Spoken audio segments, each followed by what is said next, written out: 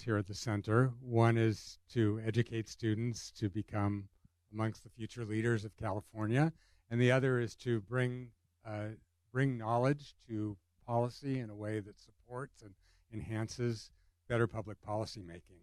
And that's what our speaker series is all about. I hope many of you had an opportunity to pick up the speaker series schedule for this coming quarter.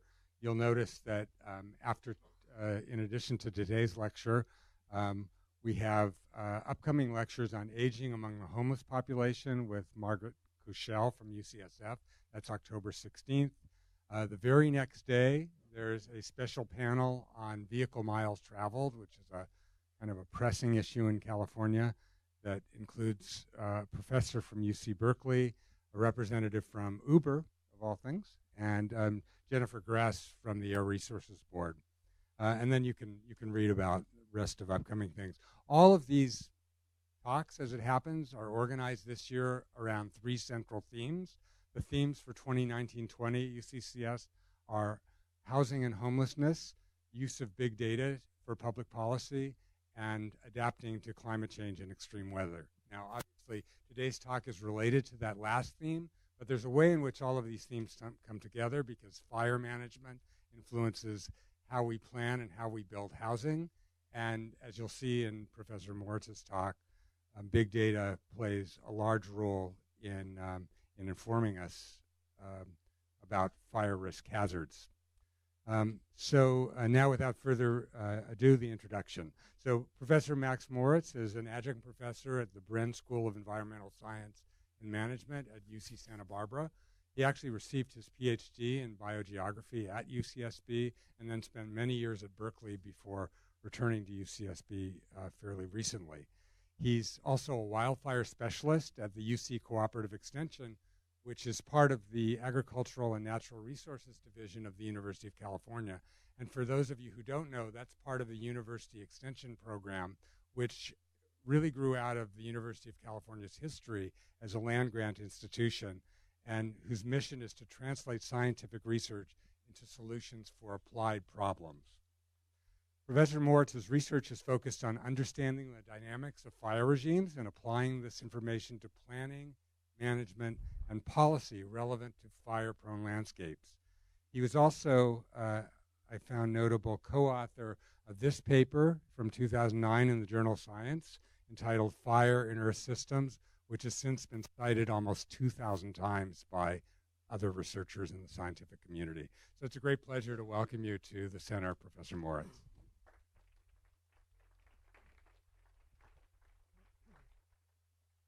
Thank you, Richard, and I'm really happy to be here. I appreciate the opportunity.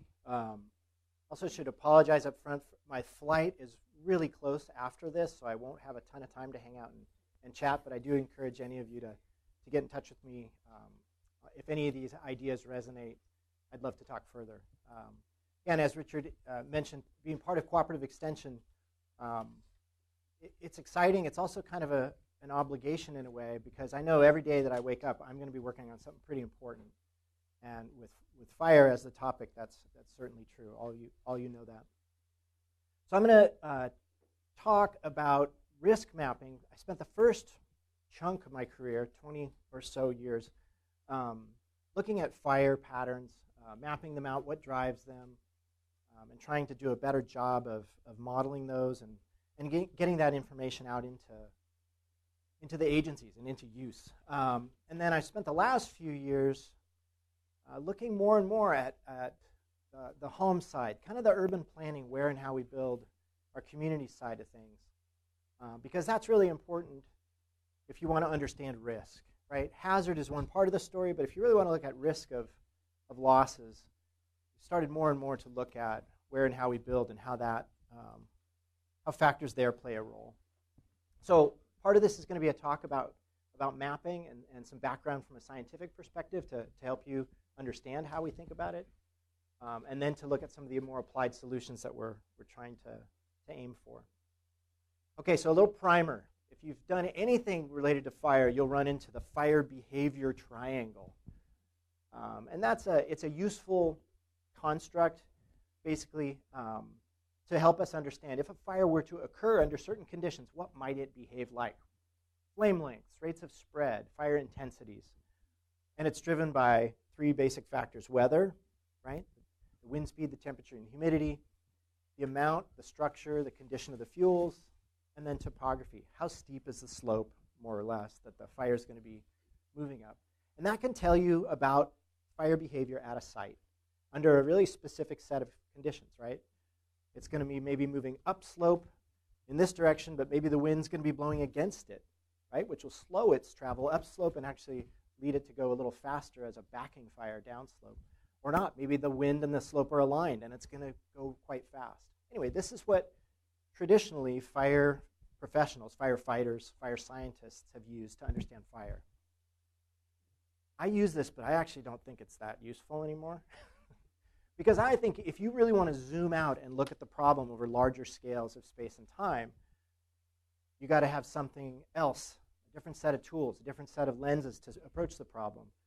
This is the data set, or these are the kinds of data sets we have now. It's hard to see this down here, but there's a little red line that's marching through here. This is monthly fire patterns over the course of just a single year across the planet in 2012. But when you look at how fire acts across the planet, you start to see a really different picture. You start to see fire playing different roles in different environments. Fire is controlled by different variables in different environments. And so if you want a sort of process-based or a more mechanistic understanding of how fire works, you gotta look at the problem differently. Okay, so controls on fire regimes. And when we're talking about fire regimes, we're talking about longer time periods, right? Fire frequencies, the spatial patterns of fires. Some of the controls on that boil down to something about the fuels, the amount of fuels and what drives it. The environmental constraints on productivity, right? How much, how fast, what kind of fuels are going to be growing in a place like this or that, and what are the drivers of productivity? Well, you got some amount of fuels. It might be a little, it might be a lot. But you also want to know what are the variables that drive the fire season, right? How hot, dry, and how long is that window in time in which things are going to be flammable? So the controls on flammability are a different set of variables. And then lastly, you got to have something to start the fires, right? So you can have fuel-limited or flammability-limited systems. You can also have ignition-limited systems. So how those three families of variables come together, and they do it differently in different places. That's what makes it kind of intriguing and challenging and interesting. How those come together will give you different kinds of fire regimes. So we have some models, some conceptual models that we use to kind of understand this, right? The variables that control productivity and give us resources to burn versus atmospheric conditions that control flammability of those fuels versus ignitions. How those come together is how we try to understand and how we try to model it, predict it.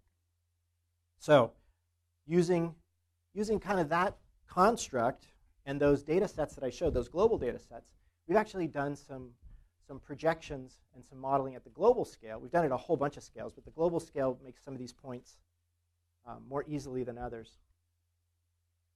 We see that the variables that control fire patterns across the world are different. So in this particular model, we had primary productivity, annual precipitation, precipitation in the driest month, temperature seasonality, temperature in the wettest month, temperature in the warmest month.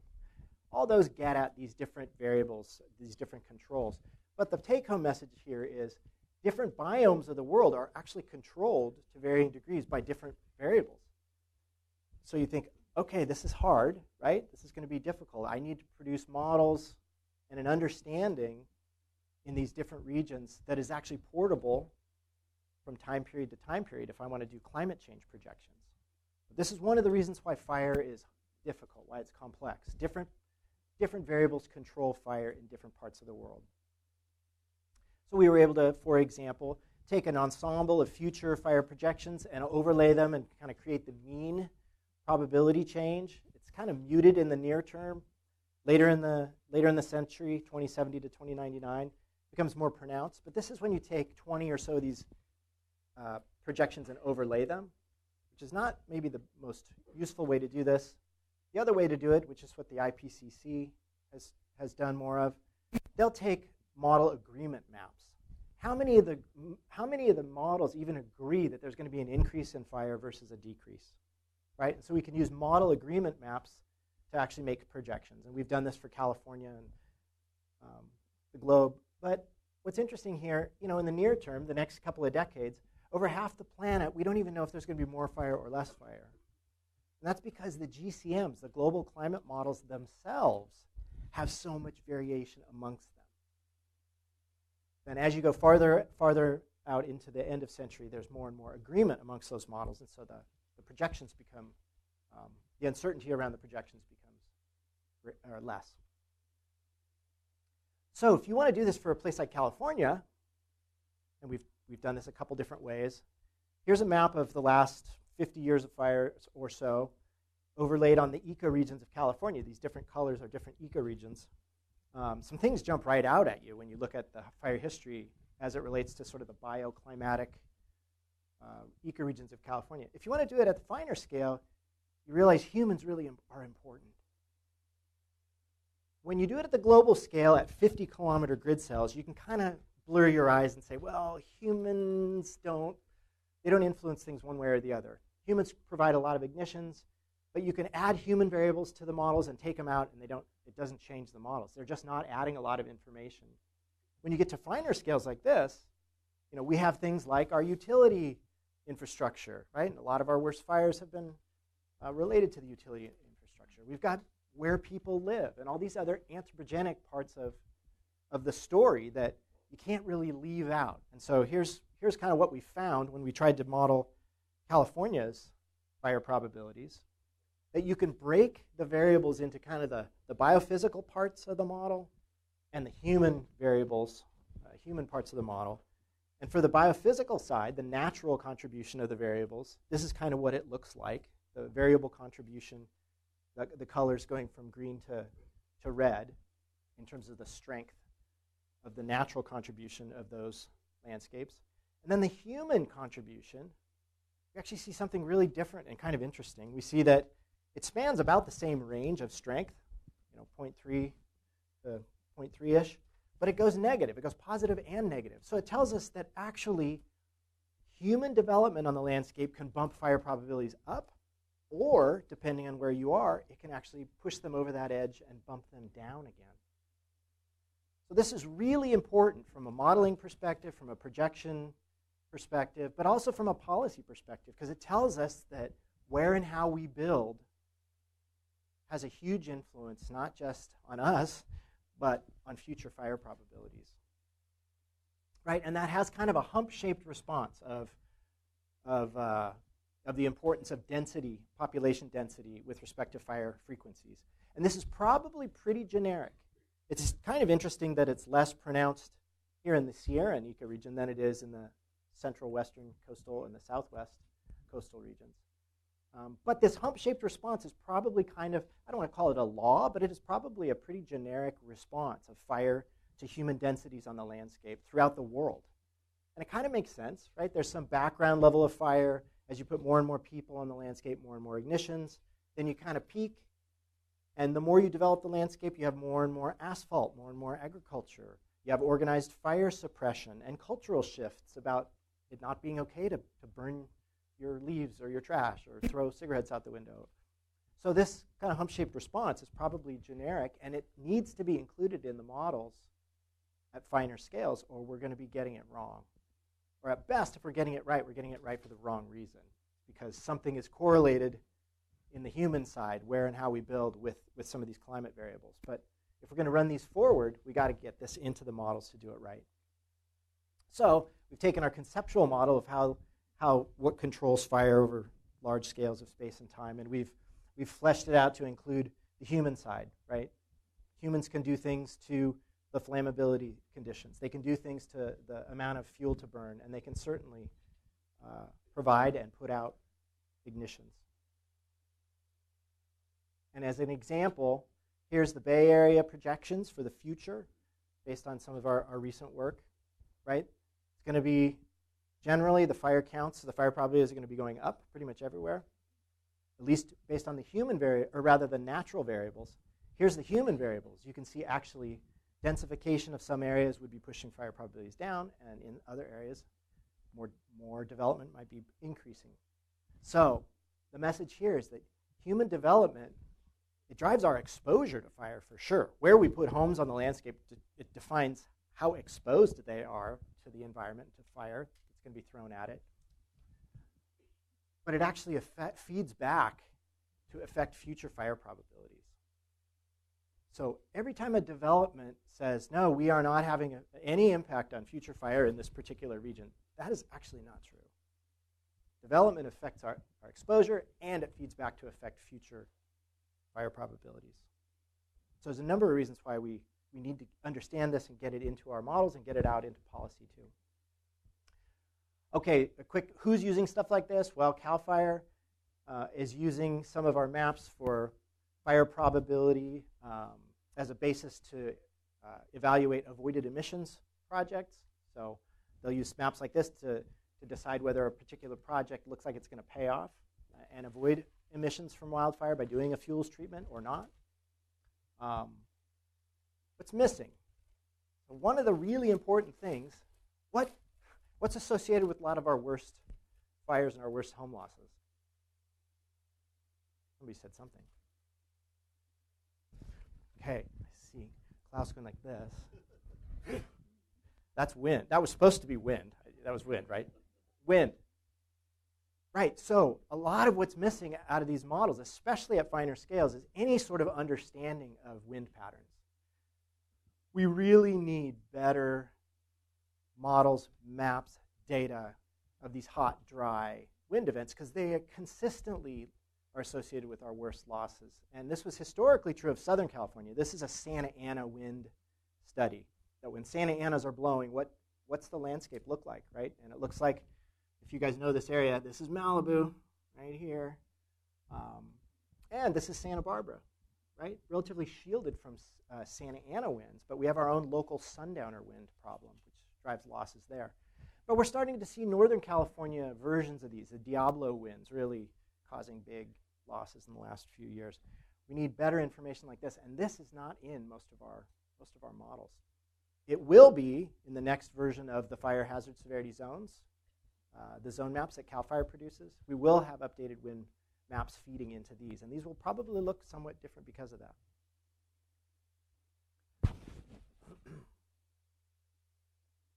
Okay, now to be depressing. Or not. Why, with all of this information, do we not see a little bit more progress in our policy and planning? When I've been doing this for a long time. I've been studying fire for 25 years, been the state's wildfire specialist for 15. And I think it's because of the mental model or the way we talk about this. And I'm going to share a narrative with you. But I think there's so little progress because people talk about the wildfire problem in this really general way. We've got to solve the wildfire problem. Well, what is that? What are you talking about? Which aspect of the problem? Because there's many, many different dimensions of what we would consider a wildfire problem. Well, until we're more careful, we won't find solutions to this problem or these problems until we're really talking about, more specifically about what is it we're trying to fix. Right? And I think a lot of times we're talking past each other. And so here's a narrative that kind of demonstrates that for me. I get this question from journalists a lot. Hey, Max, climate change is making our fire problems worse, right? You know, we want to learn more about that, and it's going to be terrible everywhere, right? Well, no, it's going to be bad in many places, but there's some things we're learning. And anyway, wildfires making our fire situation worse. Well, it's causing bigger, worse, more severe forest fires, right? Okay, there's a lot of links between climate change and forest fires that are valid. And the narrative continues on with, well, with more forest fires, we're going to have more home losses, right? And then maybe even more urban conflagrations, more disasters, right? This chain, this narrative, this chain of events, I kind of stepped back and said, wait a second, is this really a causal chain of events because there are solutions that sort of depend on this chain of events being valid. And there might be other solutions depending on what you want to focus on here. Well, what's similar here between this image of, this was after during the Angora fire up near Tahoe, and this is Coffey Park in Santa Rosa, the Tubbs fire. What's common between these two images here, despite quite vast differences between the environments? Anybody, something jump out that seems weird? Anybody, come on. Nice. Okay, yeah, I mean, that's different between the two, but the trees are largely untouched.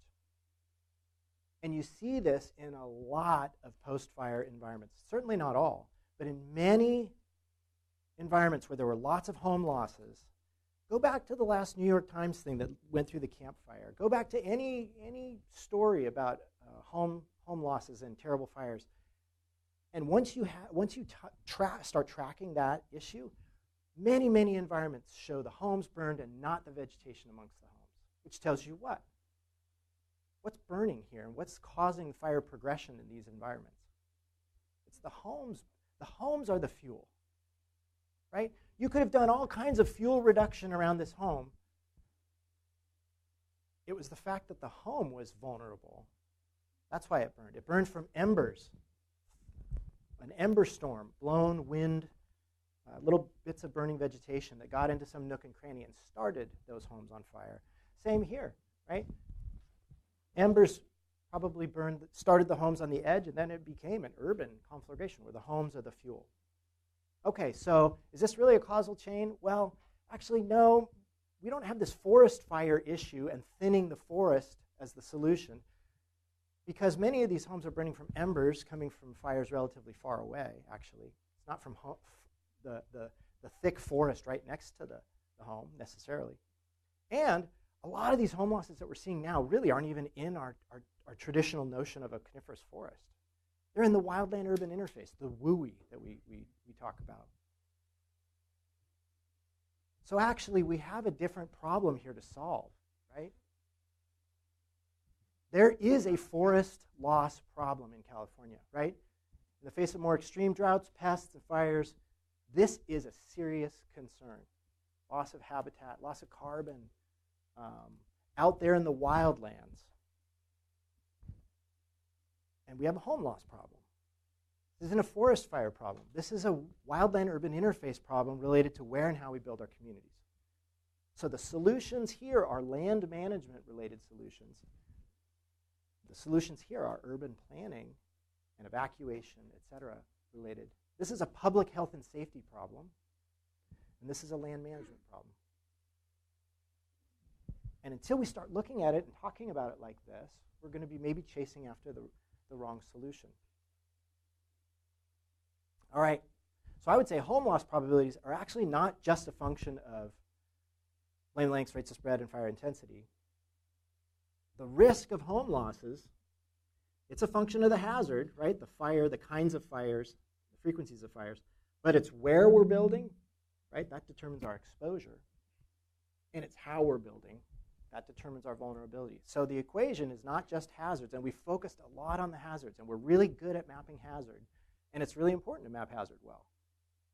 But we got to start thinking about the other parts of the equation, and I've had the good fortune over the last few years of being part of home loss studies, where we're really focusing on those parts of the problem. And this has kind of taken me into an area that I don't have a ton of background in, but I've got a lot of good colleagues, and now I'm starting to do some work with respect to planning, urban planning, right? And I hear often, if we just had better building codes, wouldn't that solve the problem, right?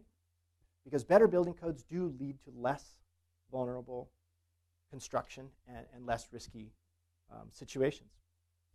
Well, one study that I was part of recently, this came out this year. The lead author is Alex Seifert, and if you guys want, I can forward that to anybody. Looked at 3 different study areas, one in Southern California and then 2 in Northern California, and then we also looked at a handful of big fire episodes. One of the things that we learned from this study is that housing density is really important, right? Across the board, so these are all these study areas plus the Carr Fire, Camp Fire, Woolsey, and a handful of fires up in Sonoma and Napa. Across the board, the places that experienced the losses, where there were home losses, were at significantly lower housing densities than the places overall that burned that didn't have home losses. So basically, time and time again, we're getting this story here that more sparsely developed, kind of rural environments are the ones where all the home losses are happening. So actually, this is not just building codes at the scale of a structure, right? This is something a little broader scale. This is about the density of development. Right? So this is out in this scale of planning and assessment. We actually don't have a lot of codified guidance to help us do this better, to help us do the siting and layout of communities better. So one of the things that I have embarked on with a colleague, it's been endless to get this through peer review, and I apologize for those of you who I said, oh, this will be out any day now. It should be out any day now. But we interviewed a whole bunch of planners, fire professionals that worked in fire marshals' offices. We did a literature review. We talked to people in Australia because they do it really differently. And we came up with a table of a bunch of different kind of siting and design guidance and planning guidance. I'm not going to drag you through all of these, but part of it is earlier integration of fire professionals into the planning process. There's a bunch of stuff about where and how we build our communities, basically. Kind of redundancies for if you can't get out and vulnerable populations and water supply needs. And then lastly, reducing ignition sources, undergrounding power lines is one of the keys there. And a couple examples, though. One of these risk reduction measures, avoid locating subdivisions in the highest hazard portions of the landscape. Concentrate development in the lower hazard portions of the landscape. This is almost duh, right? I mean, this is how we use floodplain maps in general.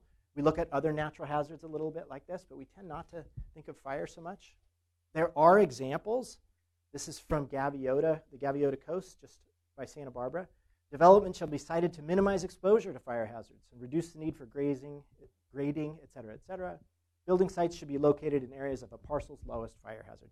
So there are some examples where this is actually these are regulations that guide planning and development in this area. So there are precedents for this idea. How would we do it? Well, we've got fire hazard maps, right? We spend a lot of time, effort, and money. We can map this stuff out, and so we can give this information to planners and developers to make some of those decisions. Not to build less, and I really want to emphasize that, but to build smarter, to locate the development in the lower hazard parts of the landscape where possible. Here's another example. Concentrate building of homes on the inner side of perimeter roads to maximize defensible space. For example, apologize to you guys because I keep looking over here, but it's just easier. No, I'll do it. To be fair. So here, I learned this from a couple of fire professionals. If you build a subdivision and you keep all the homes off of this side and you pack as many more of them as you can on the inner side, firefighters say, hey, I love this. I've got a yard, a sidewalk, a street width, and another yard as defensible space. Instead of fire just roaring into these people's backyards, this is way, way better from our perspective. Right? And these are things that I learned by listening to fire professionals and saying, and sharing it with other fire professionals, some of whom nodded, and some of whom said, I've never heard that. That's great. Okay, we got to document this stuff. Cluster structures and use non-flammable community amenities. Kind of goes back to our golf course building idea. Well, we can have traditional kind of suburban development and sprawl, which might look like this. Here's our core, our urban core, and then as we develop the hinterlands, we get rid of our ag, which is supposed to be represented by these little rows. And we have this sort of sparse, sprawly development. That's traditional. Well, we could instead of doing it like this, we could have more clustered, compact development. We can pack as many homes in there. We could actually make these mixed-use, high-density You have more homes. But we can do this different, right? We can build it so that it's clustered. We can make use of some of that ag buffer around it. It requires less clearing of the native landscape and less fuel modification and less places for fire to come at these developments just by laying these out and designing them differently. Right? Okay, so because I can't see anymore.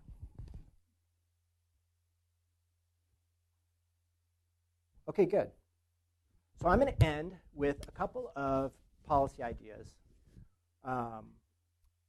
maybe to spark conversation or to stimulate you guys to get in touch with me and maybe have a discourse about it later. But I would love to see some of these ideas maybe make their way into more common practice, maybe even legislation.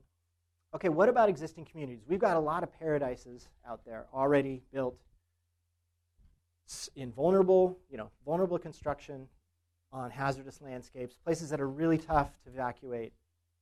What are we going to do about the hundreds of paradises that are already out there, right? Well, the way we would normally do this is through a Community Wildfire Protection Plan, a CWPP.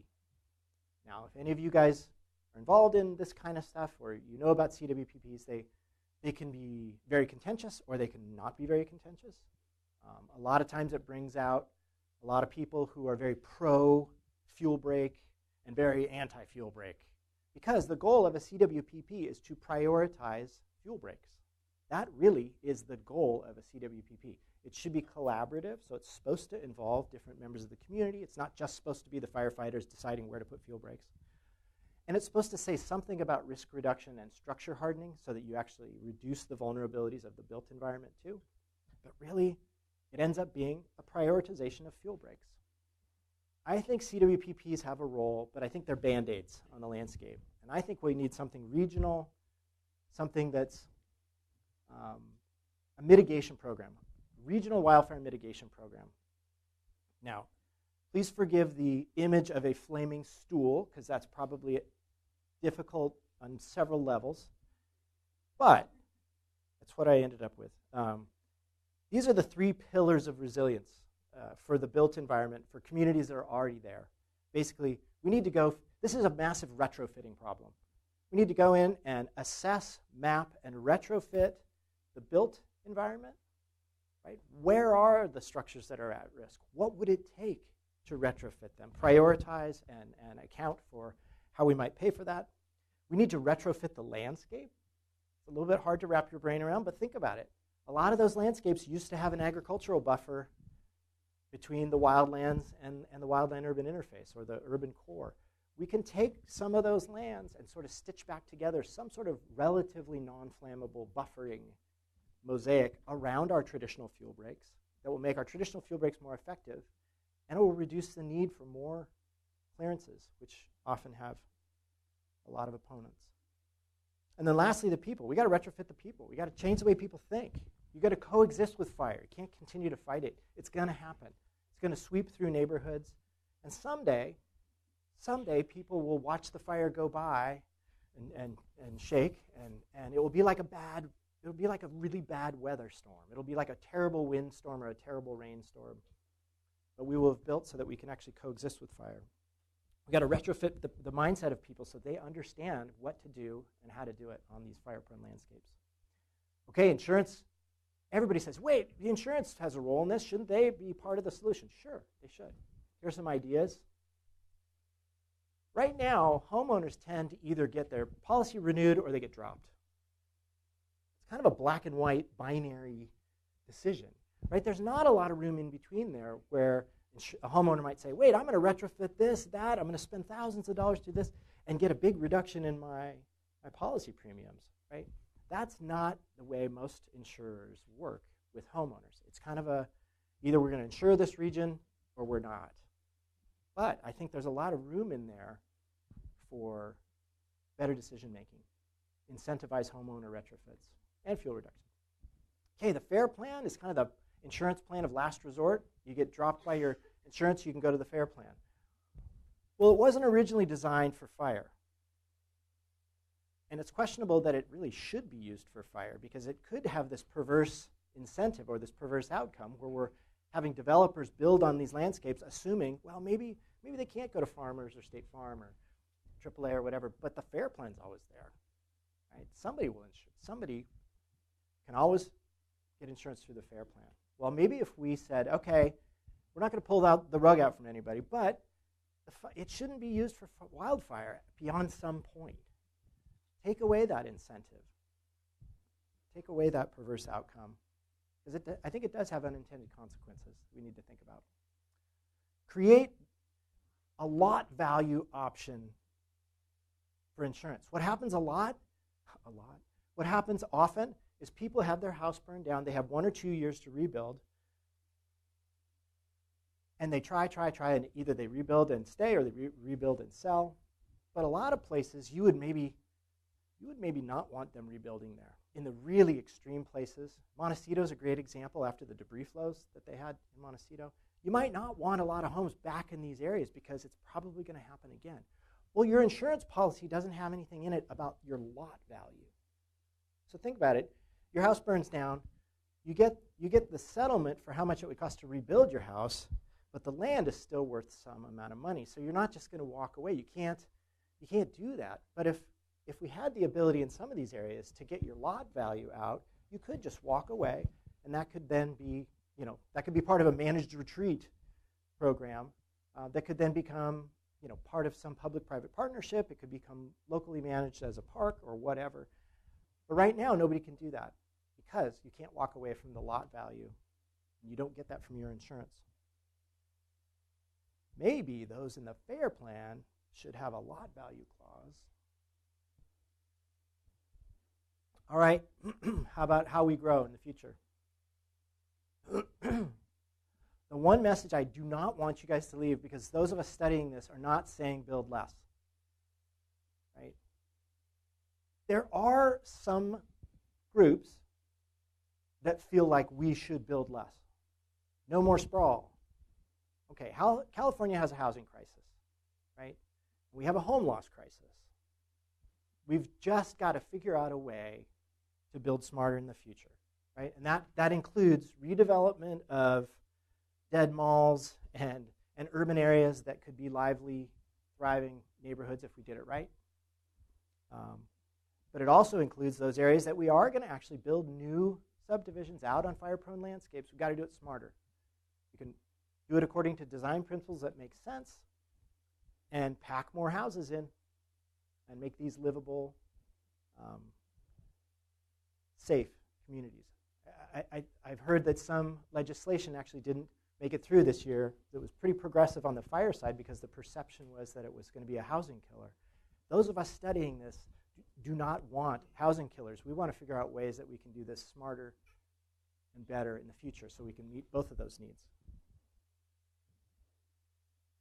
That's it.